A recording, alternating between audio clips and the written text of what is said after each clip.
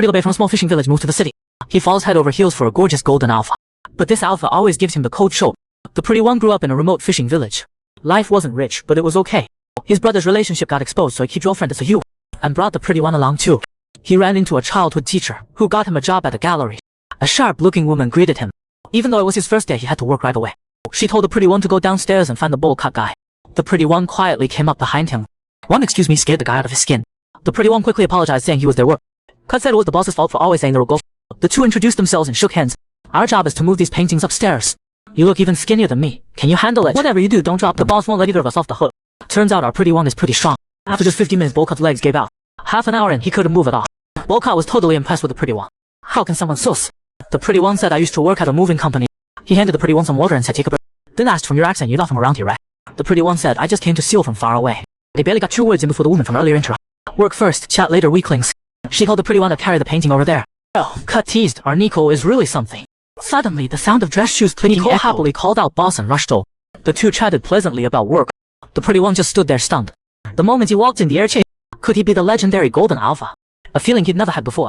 He couldn't help stealing glances at him. His eyes are so beautiful, they're blue. Just like the ocean back home. The pretty beta fell for the handsome alpha at first sight. But this alpha didn't seem to like him. He smiled at everyone else. Only gave the pretty one the cold. The handsome boss asked who this person was. Nicole said they were short-handed, so she brought help. The pretty one stepped forward to introduce himself. Hello, I'm Xiao Ying. The other guy didn't say anything, but the pretty one felt his unrestrained gaze. Our golden alpha's really this intense. Luckily, Nicole jumped in with work assignments. The handsome boss took bold. The pretty one let out a big sigh. Betas shouldn't have that kind of thing, right? The busy work began. The pretty one was quick and nimble. He did every job clean and sharp. Even though he looked skinny and weak, our pretty one is actually super capable. The gallery setup started taking. The pretty one was a bit mesmerized. Nicole was surprised they finished so fast. You're really efficient, thanks for the heart. The pretty one got a little shy from the praise. The teacher came by with nice snacks for everyone. She said having Ian's help really sped things up. She told everyone to fill their stomachs before getting back to work. While Bolcut and Nicole fought over rice balls, the pretty one stood quietly off to the side. The teacher asked Ian what he wanted to eat. The pretty one said whatever's left is fine. But the teacher picked out a really good rice ball and brought. Ian shyly said thank you. He looked up and locked eyes with the handsome boss's unfriendly gaze. The pretty one unconsciously looked down. This guy really seems to hate me. The teacher thanked the pretty one for his help. Go home and rest after a long day.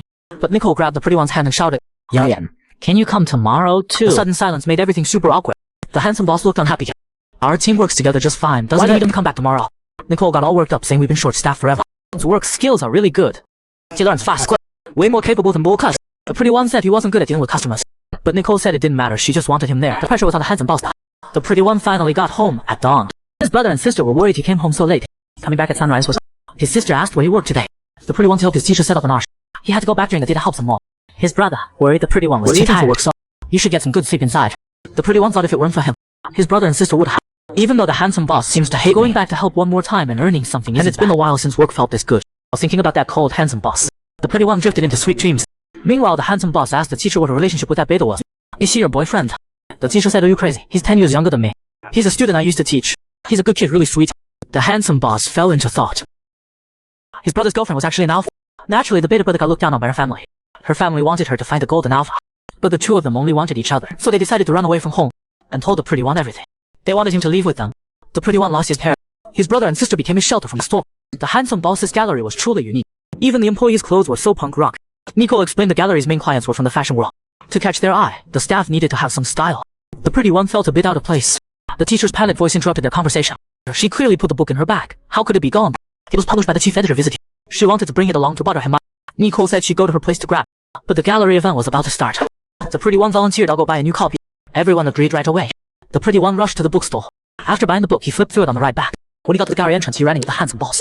The pretty one's heart fluttered. He looks even more handsome today. He went up to say hello. Suddenly, another handsome guy interrupted. Your new flame, never seen him before. The handsome boss and the pretty one made eye contact. Then he said, don't you know my type by now? He's just a temp worker at the shop. The handsome man suddenly got interested. He immediately greeted the pretty one warmly. He even tried to carry the pretty one's back. As they headed upstairs, he reluctantly said, see you soon. The pretty one gave the book to the teacher.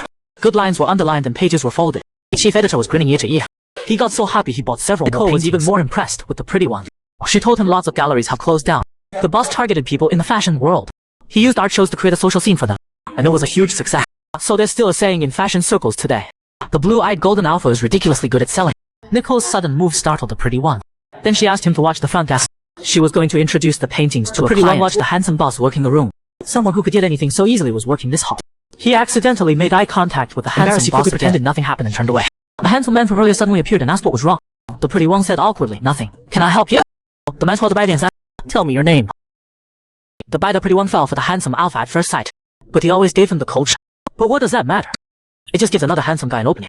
He not only praised the pretty one's name, but asked him to recommend a painting. The pretty one said he was just here to help temporarily. Looking at everyone busy around the room, the pretty one thought since he helped him paintings yesterday, he had a general idea what was. So he asked where he wanted to put it. Anything you recommend goes in my bedroom, obviously.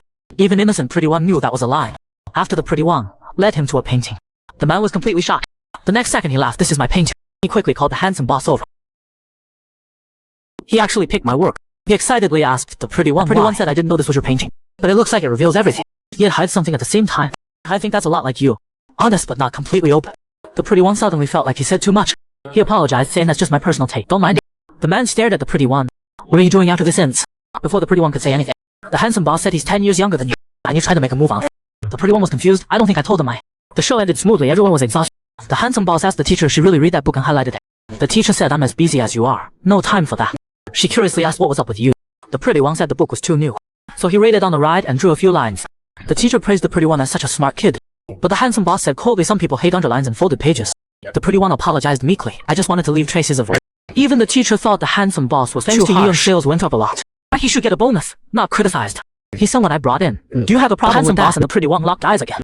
Coldly anyway, he's only here temporarily. Give him whatever bonus you want. Then he said he was going to see a VIP client and left. Cut rushed over to comfort the pretty one. The boss is like that with people he doesn't know. He was worse with me back then. The pretty one really felt the handsome boss hated him. After work, the teacher drove the pretty one home. You don't paint anymore? It's a shame. I really liked your work. Felt bad for the poor kid who lost his mother. You know, why don't you live in my place and help me out? I really appreciate your work ethic.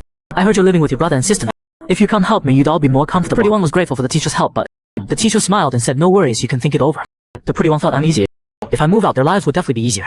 But I don't think I'm ready to separate yet. On the other side, the handsome boss was conflicted too. He picked up his phone and sent the pretty one a message. Let's meet up alone sometime. The pretty babe agreed to move into the teacher's house. Young was gentle and pretty. Besides his brother and sister, he had no close friends. After just 2 shifts at the punk style gallery, he hit it off with the 2 punks there. Cut was quite the character back in the day. He got into art school but secretly joined an underground band behind his parents' backs. He not only skipped school but got a boyfriend too. After a messy breakup, photos were sent to his family. Cut got knocked out by his dad and kicked out of the house. He lived in a practice room doing odd jobs to get. He just couldn't swallow his anger. He picked in an older guy thinking he'd be softer. Never thought he'd pull something like that. Breaking up doesn't mean you should hurt him like that. Cut was determined to get revenge. That's the punk spirit. They finally saved enough money to buy combat boots. Was told they just sold out. While pestering the clerk for the buyer's contact info, someone tapped him from behind. He turned and saw a girl asking him, how much extra would you pay to buy the shoes back? That was Cut Nicole's first meeting. The pretty one thought they met at the gallery. Turned out Nicole introduced Cut there. They were short-staffed and why the boss hired him is still a mystery. Cut said proudly, because he likes my style. Then the topic suddenly shifted. Would you like to work with us? The pretty one was stunned. That was a fast change of subject. Nicole looked annoyed. That was way too sudden. But that's what we wanted to talk about today. Are you interested in working with us? The pay is good and the boss helps out a lot. The pretty one actually really liked working at the gallery, but the boss might not be happy about it. But Nicole said the night of the event the boss asked the teacher a lot about it. If he really hated you, he wouldn't do that. The pretty one was torn again. The teacher wants me to live at her place in house, so I can't give you an answer right now. Cut said the teacher's place is seriously messy. Nicole really pushed for the pretty one to come work at the gallery. The pretty one smiled happily.